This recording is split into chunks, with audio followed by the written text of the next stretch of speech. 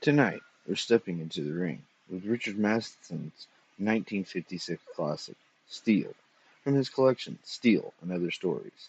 Picture a gritty, retro-futuristic world where robot boxers slug it out, and one man, Kelly, beats everything on his rusty old bot, battling Maxo.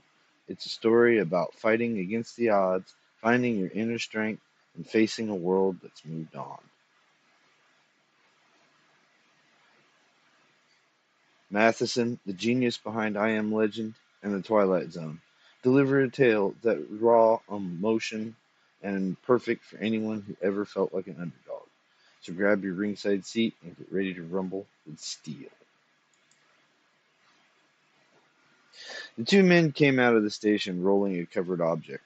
They rolled it along a platform until they reached the middle of the train, and grunted as they lifted it up the steps, the sweat running down their bodies. One of its wheels fell off and bounced down the metal steps, and a man coming up behind them picked it up and handed it to the man wearing a rumpled brown suit. Thanks, said the man in a brown suit, and he put the wheel in his side coat pocket. Inside the car, the men pushed the covered object down the aisle. With one of his wheels off, it was lopsided, and the man in the brown suit, his name was Kelly, had to keep his shoulder braced against it to keep from toppling over. He breathed heavily and licked away tiny balls of sweat that kept forming over his upper lip. When they reached the middle of the car, the man in the wrinkled blue suit pushed forward one of the seat backs, so there was four seats, two facing two.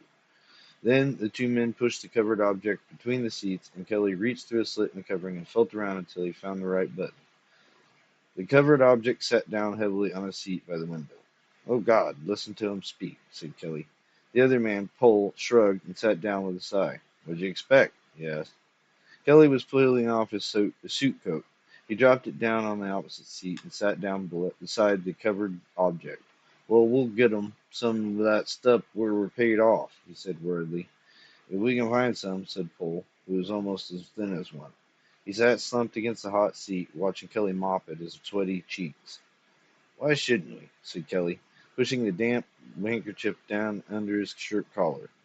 "Because they don't make no more," Pole said, with the false patience of a man who's had to say the same thing too many times. "Well, that's crazy," said Kelly. He pulled off his hat and patted at the bald spot in the center of his rust-colored hair. "There's still plenty B2s in the business." "Not many," said Pole, bracing one foot upon the covered object. "Don't," said Kelly. Pole let his foot drop heavily, and a curse fell slowly from his lips. Kelly ran the handkerchief around the lining of his hat. He started to put the hat on again, then changed his mind and dropped it on top of his coat. "Christ, it's hot," he said. "It'll get hotter," said Pole. Across the aisle, a man put his suitcase up on the rack, took off his suit coat, and sat down, puffing. Kelly looked at him, then turned back. "You think it'll be hotter in Maynard, huh?" he asked. Pole nodded. Kelly swallowed dryly. "Wish we could have had another own beers," he said. Pole stared at the window at the heat waves rising from the concrete platform. "I had 3 beers," said Kelly, "and I'm just as thirsty as I was when I started." "Yeah," said Pole. "Might as well not been a beer since Philly," said Kelly. Pole said, "Yeah." Kelly sat there staring at Pole a moment. Pole had dark hair and white skin, and his hands were the hands of a man who should be bigger than Pole was. But the hands were as clever as they were big. Pole's one of the best, Kelly thought. One of the best. "You think he'll be all right?" he asked. Pole grunted and smiled for an instant without being amused. "If you don't get hit," he said. "No, no, I mean it," said Kelly. Pole's dark, lifeless eyes left the station and shifted over to Kelly. "So do I," he said. "Come on," Kelly said. "Steele," said Pole, "you know just as well as me. He's shot to hell." "That ain't true," said Kelly, shifting uncomfortably. "All he needs is a little work, a little overhaul, and he'll be good as new." "Yeah, a little 3-4 grand overhaul," Pole said. "The parts that don't make no more, they don't make no more." He looked out the window again. "Oh, it ain't as bad as that," said Kelly. "Jesus, the way you talk, you'd think he's ready for scrap." "Ain't he?" Pole asked. "No," said Kelly angrily. "He ain't." Pole shrugged, and his long white fingers rose and fell into his lap. "Just 'cause he's a little old," said Kelly. "Old?" Pole grunted. "Ancient." "Oh." And Kelly took a deep breath of hot air in the car and blew it out through his broad nose. He looked at the covered object like a father who is angry with his son's faults, but angry with those who mention the faults of his son. "Plenty of fight left in him," he said. Pole watched the people walking on the platform. He watched a porter pushing a wagon full of piled suitcases. Well, is he okay? Kelly asked finally, as if he hated to ask. Cole looked over at him. I don't know, Steele, he said. He needs work. You know that. The trigger spring in his left arm's been rewired so many damn times it's almost shot. He's got no protection on that side. The left side of his face all beaten in, the eye lens is cracked. The leg cables is worn and pulled slack. Retention's gone to hell. Christ, even his gyro is off. Bull looked at the platform again with a disgusted hiss. Not to mention the oil paste he ain't got in him, he said. We'll get some, Kelly said. Yeah, after the fight. After the fight, Bull snapped. What about before the fight? They'd be creaking around that ring like a goddamn steam shovel. It'll be a miracle if he goes 2 rounds. They'll probably ride us out of town on a rail. Kelly swallowed. I don't think it's that bad, he said. The hell it ain't, said Bull. It's worse. Wait till that crowd get a load of battling Maxo from Philadelphia. Oh Christ, they'll blow a nut. We'll be lucky if we get over our $500. Well, the contract's signed, said Kelly firmly. They can't back out now. I got a copy right in the old pocket. He leaned over and patted at his coat. That contract's for battling Maxo, said Cole. Not for this steam shovel here. Maxo's going to do all right, said Kelly, as if he was trying hard to believe it. It's not as bad off as you say.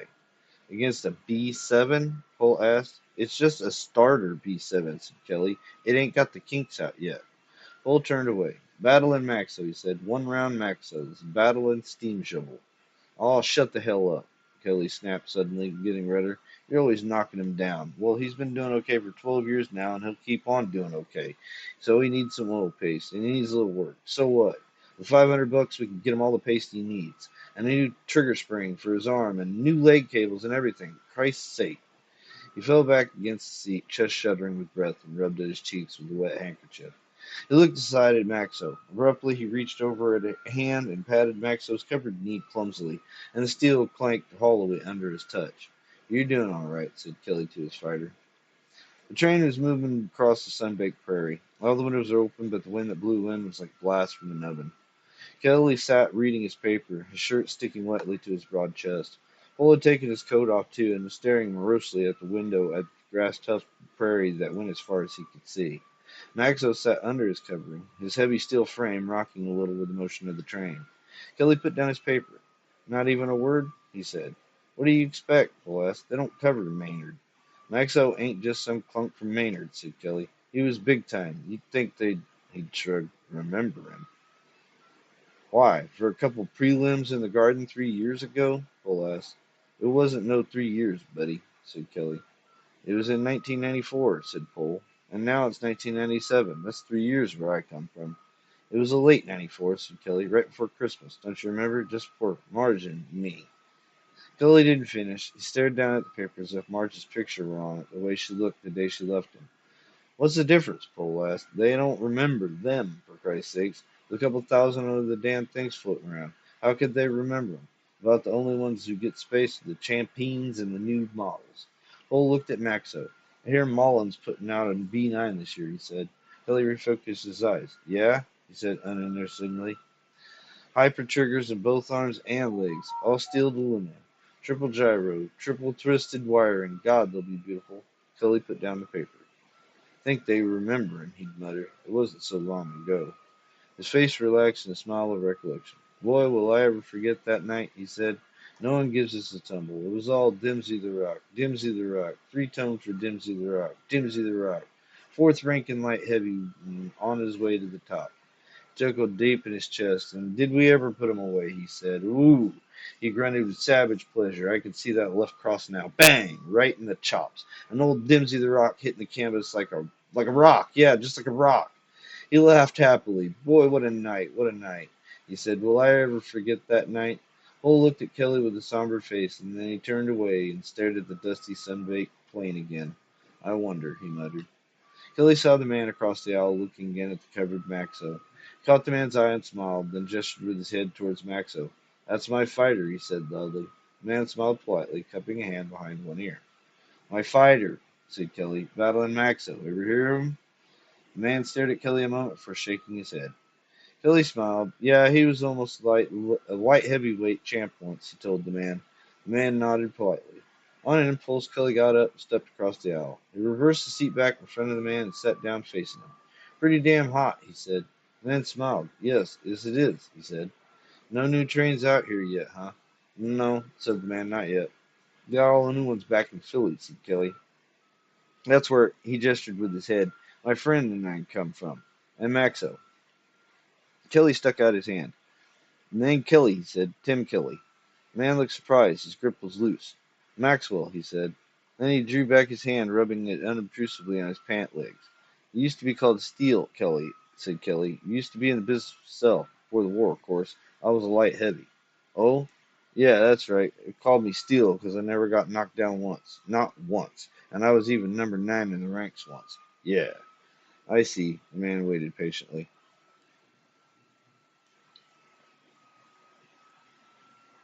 My fighter, said Kelly, gesturing towards Maxo with his head again. He's a light heavy, too. We're fighting in Maynard tonight. You going that far? No, said the man. No, I'm getting off at Hayes. No, Kelly nodded. Too bad. It's gonna be a good scrap. He let out a heavy breath. Yeah, he was fourth in the ranks once. He'll be back too. He knocked down Dimsey the Rock in late '94. Maybe you read about it. I don't believe. Oh, Kelly nodded. Well, it was all in the East Coast papers, you know. New York, Boston, Philly. Yeah, it got a hell of a spread. Biggest upsetter of the year. He scratched his bald spot. He's a V2, you know. That means he's the second model Mullen put out, he explained. Seeing the look on the man's face. That was back in, let's see, 90, I think it was? Yeah, 90. Made a smacking sound with his lips. Yeah, that was a good model, he said. The best. Maxo's still going strong. He shrugged he shrugged. I don't go for these new ones, he said. You know, the ones made of steel aluminum with all the doodads. Man stared at Kelly blankly. Too flashy, flimsy. Nothing. Kelly bunched his big fist in front of his chest and made a face. Nothing solid, he said. No, Mullen don't make 'em like Maxo no more. I see, said the man. Kelly smiled. Yeah, he said. Used to be in the game myself, when there was enough men, of course, before the bans.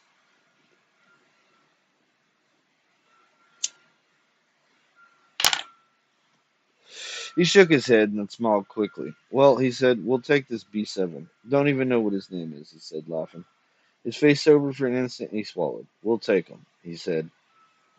Later on, when the man had gotten off the train, Kelly went back to his seat. He put his feet up on the opposite seat and laying back his head, he covered his face with a newspaper. Get a little shut-eye, he said. Paul grunted. Kelly sat slouched, staring at the newspaper next to his eyes. He felt Maxo bumping against his side a little. He listened to the squeaking of Maxo's joints. Be all right, he muttered to himself. What? Paul asked. Kelly swallowed. I didn't say anything. When they got off the train at 6 o'clock that evening, they pushed Maxo around the station and onto the sidewalk. Across the street from the man sitting his taxi called him. We ain't got no taxi money, said Paul. We can't just push him through the streets, Kelly said. Besides, we don't even know where Cougar Stadium is. What are you supposed to eat with then? We'll be loaded after the fight, said Kelly. I'll buy you a steak 3 inches thick. Sighing, Paul helped Kelly push the heavy Maxo across the street. It was so hot they could feel it through their shoes. Kelly started sweating right away and licking at his upper lip.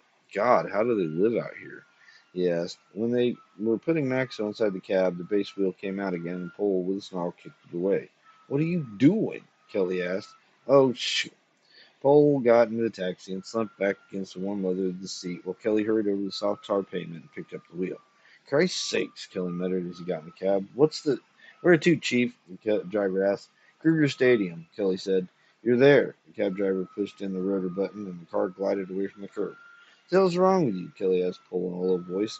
We'll wait more than half a damn year to get us about, and you've been nothing but bellyaches from the start. Same bout, said Paul. Maynard, Kansas, the prize fighting center of the nation. It's a start, ain't it? Kelly said. It'll keep us in coffee and cakes a while, won't it? It'll put Maxo back in shape, and if we take it, it could lead to... Paul glanced over disgustingly. I don't get you, Kelly said quietly. He's our fighter. What are you writing him off for? Don't you want him to win? I'm a Class A mechanic, Steele, Paul said in his falsely patient voice. I'm not a daydreaming kid. We got a piece of dead iron here, not a B7. It's a simple mechanic, Steele. That's all. Maxwell will be lucky if you come out of that ring with his head still on.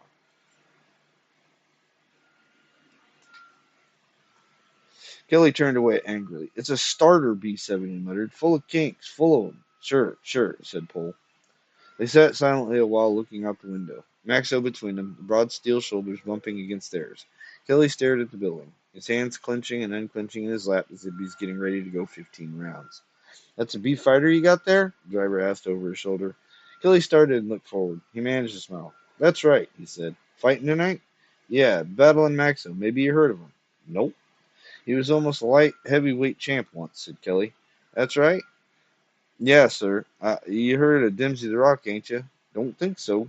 Well, Dimsey the Kelly stopped and glanced over at Pole, who was shifting irritably on the seat. Dimsey the Rock was number 3 in the light heavy ranks. Right on his way to the top, they all said. Well, my boy put him in the 4th round. Left crossed him, bang, almost put Dimsey through the ropes. It was beautiful. That right? Asked the driver. Yes, sir. You get a chance, stop by tonight at the stadium. You'll see a good fight. Have you seen this Maynard Flash? Cole asked the driver suddenly. A Flash? You bet. Man, there's a fighter on his way. Won 7 straight. He'll be up there soon, you can bet your life. Matter of fact, he's fighting tonight, too, with some B2 heat from back east, I hear. The driver snickered. Flash will slaughter him, he said. Billy stared at the back of the driver's head, the skin tight across his cheekbones. Yeah, he said, flatly. Yeah, the man, he'll. The driver broke off suddenly and looked back. Hey, you ain't. He started and turned front again. Hey, I don't know, mister. He said, I was only ribbing. Skip it, Pole said. You're right.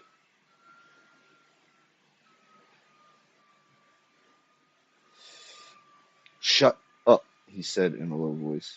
He fell back against the seat and stared out the window, his face hard. I'm going to get him some oil paste, he said after they'd ridden the block. Swell, said Pole. We'll eat the tools. Go to hell, said Kelly. The cab pulled up in front of the brick-fronted stadium, and they lifted Maxo out onto the sidewalk. While Pole tilted him, Kelly squatted down and slid the base wheel back into its slot. Then Kelly paid the driver the exact fare, and they started pushing Maxo towards the alley. Look, said Kelly, nodding towards the poster board in front of the stadium. Third fight listed was Maynard Flash, B-7L.H. versus Battling Maxo, B-2L.H. Big deal, said Pole. Kelly's smile disappeared.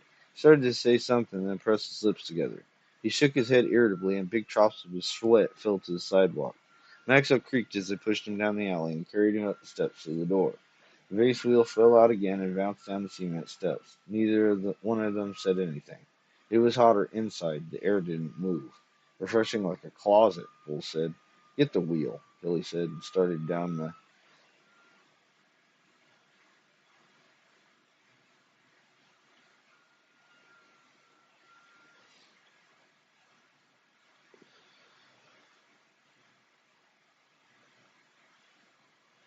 Okay, what the hell? Sorry, folks, technical difficulties.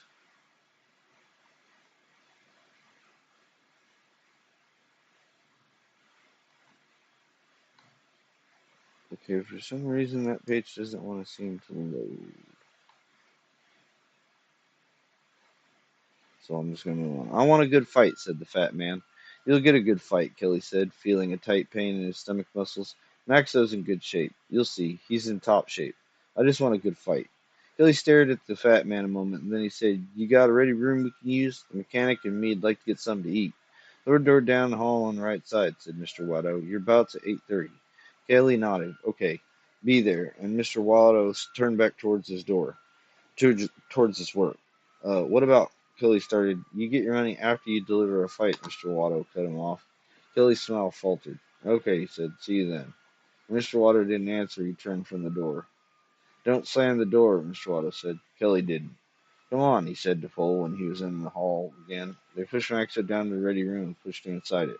What about checking him over? Kelly said. What about my gut? Snapped Pole. I ain't eaten in 6 hours. Kelly blew out a heavy breath. All right, let's go then. Wow, whole 6 hours, huh?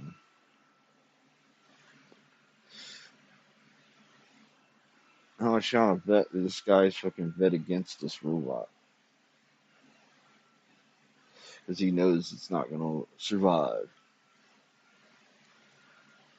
I bet that's how it's going to go. I don't know. I think that's how it went in the movie. Yeah, there was a movie called Real Steel, and it's kind of loosely based or loosely adapted.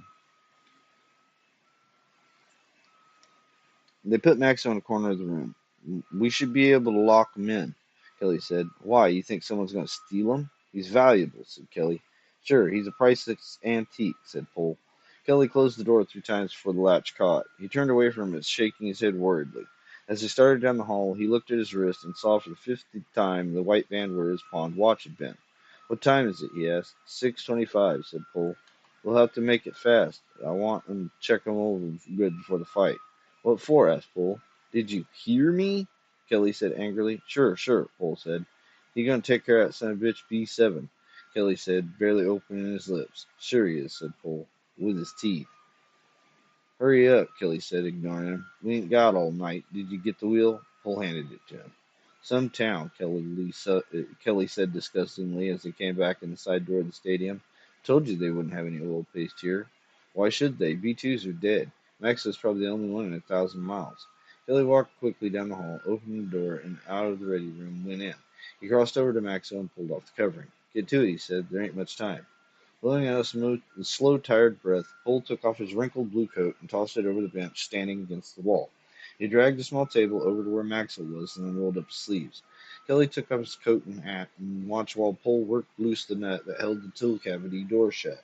He stood, his big hands on his hips, while Bull drew out the tools one by one and laid them down on the table. "Rust," Bull muttered. He rubbed a finger against the inside of the cavity and held it up, copper-covered, rust flaking off the tip. "I'm on," Kelly said irritably. He sat down on the bench and watched his pole pry off the sectional plates on Maxo's chest. His eyes ran up on Maxo's leonine head. If it hadn't been them coils, he thought once more, I'd swear he was real. Only the mechanics in a B fight could tell it wasn't real men in there. Sometimes people were actually fooled and sent in letters complaining real men were being used.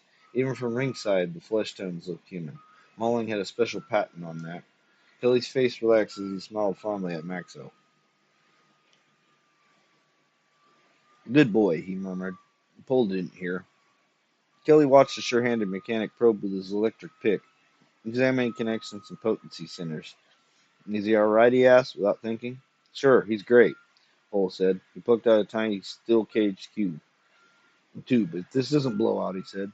"Why should it?" "It's subpar," Paul said jadedly. "I told you that after the last fight 8 months ago. We'll get him a new one after this bout." $75, muttered Paul, as if he were watching the money fly away on green wings. "It'll hold," Kelly said, more to himself than to Paul. Paul shrugged, put back the tube, and pressed in the row of buttons on the main autonomic board. Maxo stirred. "Take it easy on the left arm," said Kelly. "Save it. If it don't work here, it won't work out there," said Paul. He jabbed at a button, and Max's left arm began moving with little circling motions. Paul pushed over the safety block switch that could keep Maxo from counterpunching and stepped back. He threw a right at Maxo's chin, and the robot's arms jumped up with a hitching motion to cover his face. Maxo's left eye flickered with a ruby catching the sun. "If the eye cell goes," Paul said. "It won't," said Kelly tensely. He watched Paul throw another punch at the left side of Maxo's head. He saw the tiny ripple of the flexo-covered cheek, then the arm jerked up again. It squeaked. "That's enough," he said. "It works. Try the rest of them." "He's going to get more than 2 punches thrown at his head," Paul said. "His arm's all right," Kelly said. "Try something else," I said. Paul reached inside Maxo and activated the leg cable centers. Maxo began shifting around. He lifted his left leg and shook off the vase wheel automatically. Then he was standing lightly on his black-shoed feet, feeling at the floor like a cured cripple testing for stance. Paul reached forward and jabbed in the full button, then jumped back as Maxo's eye beam centered on him, and the robot moved forward, broad shoulders rocking slowly, arms up defensively. "Christ," Paul muttered. "They'll hear him squeaking in the back row." Kelly grimaced, teeth set. He watched Paul throw another right, and Max's arm lurched ruggedly. His throat moved with a convulsive swallow, and he seemed to have trouble breathing the close air in the little room. Paul shifted around the floor quickly, side to side. Maxo followed lumberingly, changing direction with visibly jerking motions. "Oh, he's beautiful," Paul said, stopping. "Just beautiful." Maxo came up, arms still raised, and Paul jabbed in under them, pushing the off button. Maxo stopped. "Look, we'll have to put him on defense, Steele," Paul said. "That's all there is to it. He'll get chopped to pieces if we have him moving in." Kelly cleared his throat. "No," he said. "Oh, will you just use your head? He's a V2 for Christ's sakes. He's going to get slaughtered anyway. Let's save the pieces." "They want him on the offense," said Kelly. "It's in the contract." Bull turned away with a hiss. What's the use, he muttered. Test him some more. What for? He's as good as he'll ever be. Will you do what I say? Billy shouted, all the tension exploding out of him. Pole turned back and jabbed in a button. Max's left arm shot out. There was a snapping noise inside it, and it fell against Maxo's side with a dead clank. Kelly started it up, his face stricken. Jesus, what did you do? He cried. He ran over to where Pole was pushing the button again. Maxo's arm didn't move. I told you not to fool with that arm, Kelly yelled. What the hell's the matter with you? His voice cracked in the middle of the sentence. Pole didn't answer. He picked up his pry and began working off the left shoulder plate. So help me God if you broke that arm, Kelly warned in a low shaking voice. If I broke it, Pole snapped. Listen, you dumb Mick. This heap's been running on borrowed time for 3 years now. Don't talk to me about breakages. Kelly clenched his teeth, his eyes small and deadly. Open it up, he said. Son of a... Pole muttered as he got the plate off. You find another goddamn mechanic to keep this steam shovel together any better these last years. You just find one. Kelly didn't answer. He stood rigidly, watching while Pole put down the curved plate and looked inside. When Pole touched it, the trigger spring broke in half and part of it jumped across the room. Kelly stared at the shoulder pit with horrified eyes. Oh, Christ, he said in a shaking voice. Oh, Christ. Pole started to say something and then stopped. He looked at the ashen-faced Kelly without moving. Kelly's eyes moved to Pole. Fix it, he said hoarsely. Pole swallowed. Still, fix it. I can't. That spring's been fixed to break fruit. You broke it, now fix it. Kelly clamped rigid fingers on Pole's arm. Pole jerked back. Let go of me, he said. What's the matter with you? Kelly cried. Are you crazy? He's got to be fixed. He's got to be. Steele, he needs a new spring. Well, get it. They don't have them here, Steele. I told you, and if they did have them, we ain't got 1650 to get one. Oh, Jesus, said Kelly. His hand fell away, and he stumbled to the other side of the room. He sank down on the bench and stared without blinking at the tall, motionless Maxo. He sat there a long time, just staring, while Pole stood watching him, the prize still in his hand. He saw Kelly's broad chest rise and fall with spasmodic movements. Kelly's face was blank. If we don't watch him, muttered Kelly, finally. What? Kelly looked up, his mouth set in a straight, hard line. If he don't watch, it'll work. What are you talking about? Kelly stood up and started unbuttoning his shirt. What are you... Pole stopped dead, his mouth falling open. Are you crazy? Kelly had a button in his shirt. He pulled it off and tossed it on the bench. Steele, you're out of your mind. You can't do that. Kelly didn't say anything. But Steele, you're crazy. We'll deliver a fight or we don't get paid. But Jesus, you'll get killed. Kelly pulled off his undershirt. His chest was beefy. There was red hair swirled around it. Have to shave this off, he said. Steele, come on, Pole said.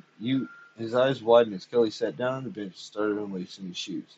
They'll never let you. You can't make them think you're a... Steele, for Christ's sakes.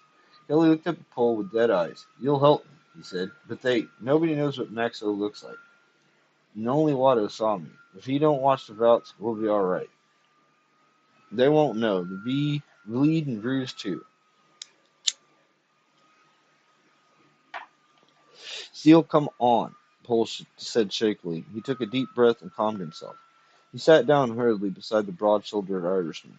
Look, he said, I got a sister back east, in Maryland. If I wire her, she'll send us the dough to get back. Kelly got up and unbuckled his belt.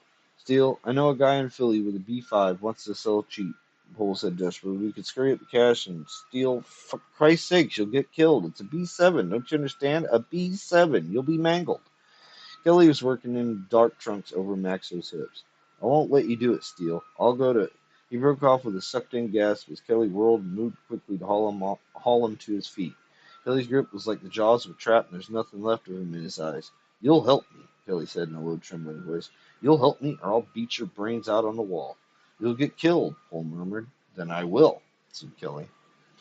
Mr. Watto came out of his office as Pole was walking and covered Kelly towards the ring.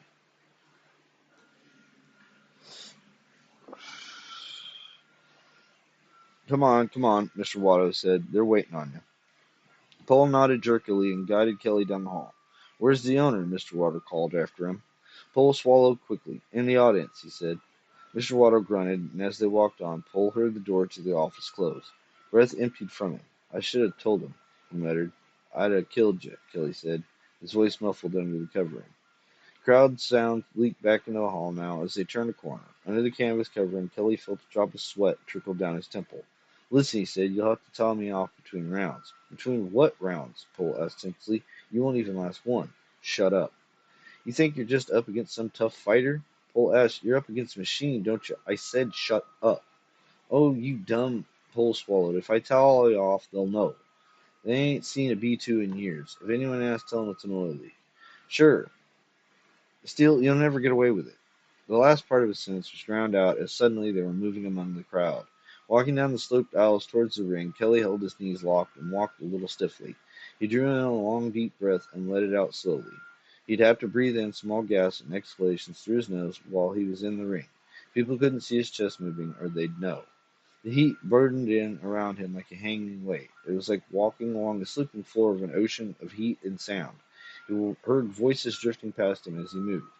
Y'all will take him home in a box. Well, if he ain't rattling Maxo and the inedible scrap iron. Kelly swallowed dryly, feeling a tight, drying sensation in his loins. Thirsty, he thought. A momentary vision of the bar across the Kansas City train station crossed his mind.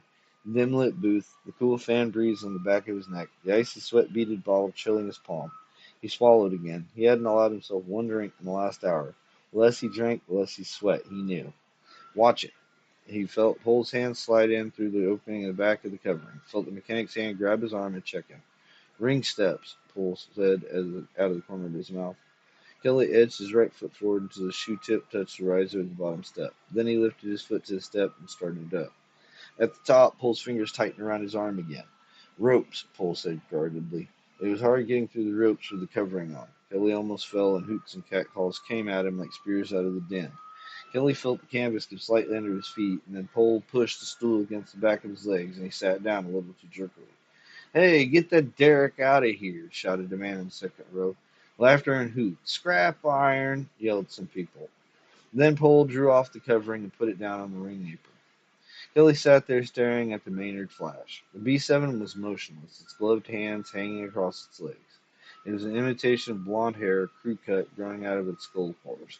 Its face was that of an impassioned Adonis. The simulation of muscle curve on its body and limbs was almost perfect. For a moment, Kelly almost thought that years had been peeled away and he was in the business again, facing a young contender. He swallowed carefully. Pole crouched beside him, pretending to fiddle with an arm plate. Steel, don't, he muttered again. Kelly didn't answer. He felt a desperate desire to suck in a lungful of air and bellow his chest. He drew in small patches of air through his nose and let them trickle out. He kept staring at the Maynard flash, thinking of the array of instant reaction centers inside that smooth arc of chest. The jarring sensation reached his stomach. It was like a cold hand pulling at strands of muscle and ligament. A red-faced man in a white suit climbed in the ring and reached up for the microphone, which was swinging down to him. Ladies and gentlemen, he announced, the opening bout of the evening, a 10-round light heavyweight bout. From Philadelphia, the B2, Battle in Maxo. The crowd booed and hissed. They threw up paper airplanes and shouted, Scrap iron! His opponent, our own B7, the Maynard Flash. Cheers and wild clapping. The Flash's mechanic touched a button under the left armpit, and the B7 jumped up and held his arms over his head in a victory gesture. The crowd laughed happily. Jesus, Pole muttered. I never saw that. Must be a new gimmick. Kelly blinked to relieve his eyes. 3 more bouts to follow, said the red-faced man, and then the microphone drew up and he left the ring. There was no referee. B-fighters never clinched, the machinery rejected it, and there was no knockdown count. A failed B-fighter stayed down. The new B9, it was claimed by mauling publicity staff, would be able to get up, which would make for livelier and longer bouts. Pole pretended to check over Kelly. Steele, it's your last chance, he begged. Get out, said Kelly, without moving his lips. Bull looked at Kelly's immobile eyes a moment, and then sucked in a ragged breath and straightened up. Stay away from me, he warned, as he started for the ropes. Across the ring, Flash was standing in its corner, hitting its gloves together as if it was some real young fighter anxious to get the fight started. Kelly stood up and Bull drew his stole away. Kelly stood, watching the B7, seeing how his eye centers were zeroing in on him. There was gold sinking in his stomach. The bell rang. The B7 moved smoothly out from its corner with a mechanical glide, its arms raised in the traditional way, gloved hands wavering in tiny circles in front of it. They moved quickly towards Kelly, who edged out of his corner automatically, his mind feeling, abruptly, frozen. He felt his own hand rise if someone else had lifted them, and his legs were like dead wood under him. He kept his gaze on the bright, unmoving eyes of the Maynard Flash. They came together. The B7's left flicked out and Kelly blocked it, feeling the rock-hard fist of the Flash even through his glove. The fist moved out again. Kelly drew back his head and felt a warm breeze across his mouth. His own left shot out and banged against the Flash's nose. It was like hitting a doorknob. Pain flared in Kelly's arm and his jaw muscles went hard as he struggled to keep his face blank. B7 feinted with the left and Kelly knocked it aside. He couldn't stop the right that blurred in after it and grazed his left temple. He jerked his head away and the B7 threw a left that hit him over the ear. Kelly lurched back, throwing out a left that the B7 brushed aside. Kelly caught his footing and hit the Flash's jaw solidly with the right uppercut. He felt a jolt of pain run up his arm. The Flash's head didn't even budge. He shot out a left that hit Kelly on the right shoulder. Kelly backpedaled instinctively. Then he heard someone yell, "Get him a bicycle!" And he remembered what Mr. Watto had said. He moved in again, his lips aching, they were pressing together so tightly. The left caught him under his heart, and he felt the impact shudder through his frame. Pain stabbed at his heart. He threw a spasmodic left, which banged against B7's nose again. There was only pain. Kelly stepped back and staggered his hard right, caught him high on the chest. He started to move back. B7 hit him on the chest again. Kelly lost his balance and stepped back quickly to catch equilibrium. The crowd booed. And B7 moved in without making a single mechanical sound. Kelly regained his balance and stopped. He threw a hard right that missed. The momentum of his blow threw him off center, and the Flash's left drove hard against his upper right arm. The arm went numb. Even as Kelly was sucking in teeth-clenched gasp, the B7 shot in a hard right under his guard that slammed into Kelly's spongy stomach. Kelly felt the breath go out of him. His right slapped ineffectively across the Flash's right cheek. The Flash's eyes glinted. As the B7 moved in again, Kelly sidestepped, and for a moment the radial eye centers lost him. Kelly moved out of range dizzily, pulling in air through his nostrils. "Get that heap out of here," said some man screamed. "Scrap iron, scrap iron." Breath shook in Kelly's throat. He swallowed quickly and started forward just as Flash picked him up again. Taking a chance, he sucked in breath through his mouth, hoping that his movements would keep the people from seeing. Then he was up to the B7. He stepped in close, hoping to outtime electrical impulse, and threw a hard right at the Flash's body. The B7's left shot up, and Kelly's blow was deflected by the iron wrist. Kelly's left was thrown off too, and the Flash's left shot in and drove the breath out of Kelly again. Kelly left barely hit the Flash's rock-hard chest. He staggered back, the B7 following.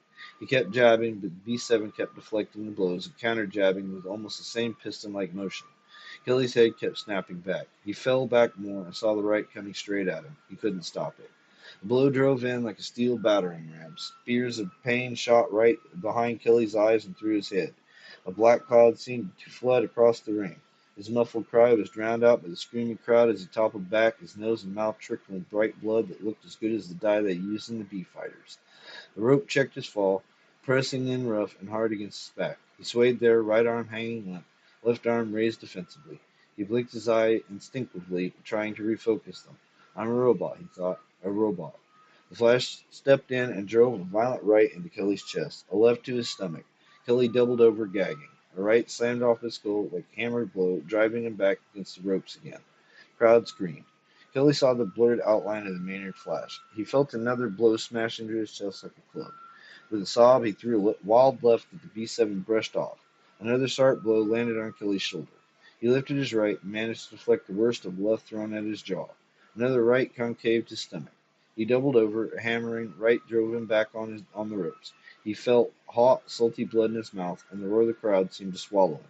"Stay up," he screamed at himself. "Stay up, goddamn you!" The ring wavered before him like dark water. With a desperate surge of energy, he threw a right as hard as he could at the tall, beautiful figure in front of him. Something cracked in his wrist and hand, and a wave of searing pain shot up his arm. His throat-locked cry went unheard. His arm fell, his left went down, and the crowd shrieked and howled for the Flash to finish it. There was only inches between them now. The B7 rained in blows that didn't miss. Kelly lurched and staggered under the impact of them. His head snapped from side to side. Blood ran across his face in scarlet ribbons. His arm hung like a dead branch at his side. He kept getting slammed back against the ropes, bouncing forward and getting slammed back again. He couldn't see anymore. He could only hear the screaming of the crowd and the endless swishing and thudding of the B7's glove. "Stay up," he thought. "I have to stay up." He drew in his head, hunched his shoulders to protect himself. He was like that 7 seconds before the bell when a clubbing right on the side of his head sent him crashing to the canvas. He lay there gasping for breath. Suddenly he started to get up, then equally as suddenly realized that he couldn't. He fell forward again, lay on his stomach on the warm canvas, his head throbbing with pain. He could hear the booing and hissing of the dissatisfied crowd. When Pole finally managed to get him up and slip the cover over his head, the crowd was jeering so loudly that Cully couldn't hear the Pole's voice. He felt the mechanic's big hand inside the covering, guiding him. But he fell down, climbing through the ropes, and almost fell again on the steps. His legs were like rubber tubes. Stay up, his brain still murmured the words. In the ready room, he collapsed. Pole tried to get him up on the vents, but he couldn't. Finally, he bunched up his blue coat under Kelly's head and kneeled. He started patting with his handkerchief at the trickles of blood. You dumb bastard, he kept muttering in a thin, shaky voice. You dumb bastard. Kelly lifted his hand and brushed away Pole's hand. Go get the money, he gasped hoarsely. What? The money, gasped Kelly through his teeth. But now! Kelly's voice was barely intelligible. Pole straightened up and stood looking down at Kelly a moment. Then he turned and went out. Kelly lay there, drawing in breath and exhaling it with wheezing sounds. He couldn't move his right hand, and he knew it was broken. He felt the blood trickling from his nose and mouth. His body throbbed with pain. After a few moments, he struggled up on his left elbow and turned his head, pain crackling along his neck muscles. When he saw that Maxo was all right, he put his head down again. A smile twisted up one corner of his lips. When Pole came back, Kelly lifted his head painfully. Pole came over and knelt down. He started patting at the blood again. You get it? Kelly asked in a crusty whisper. Pole blew out a slow breath. Well? Pole swallowed. Half of it, he said. Kelly stared up at him blankly, his mouth fallen open. His eyes didn't believe it. He said he wouldn't pay 5 Cs for a one-rounder. What do you mean? Kelly's voice cracked. He tried to get up and put down his right hand. With a strangled cry, he fell back, his face white. His head thrashed on the coat pillow. His eyes shut tight. No, he moaned. No, no, no. Pole was looking at his hand and wrist. Jesus Christ, he whispered. Kelly's eyes opened, and he stared up dizzily at the mechanic. He can't do that. Still, there's anything we can do. He's got a bunch of toughs in the office with him. I can't. He lowered his head, and if you was to go in there, he'd know what you'd have done, and he might even have taken back the 2.5. Kelly lay on his back, staring up at the naked bulb without blinking. His chest labored and shuddered with breath. No, he murmured, no. He lay there for a long time without talking. Cole got some water and cleaned off his face and gave him a drink. He opened up the small suitcase and patched up Kelly's face. He put Kelly's right arm in a sling. 15 minutes later, Kelly spoke. We'll go back by bus. What? Cole asked. We'll go by bus, Kelly said slowly. That'll only cost us $56. He swallowed and shifted on his back. That'll leave us almost 2 Cs. We can get him new trigger spring and eye lenses and blinked his eyes and held them shut a moment as the room started to fade again. I know oil paste, he said then. Lots of it. He'll be good as new then. Kelly looked up at Pole. And then we'll all be set up. Maxo will be in good shape again and we can get us some decent bouts. That's all we need is a little work. New spring, new islands. I'll shape them up. We'll show those bastards what a B2 can do. Old Maxo will show them, right? We'll look down at the big Irishman's side. Right, Steele.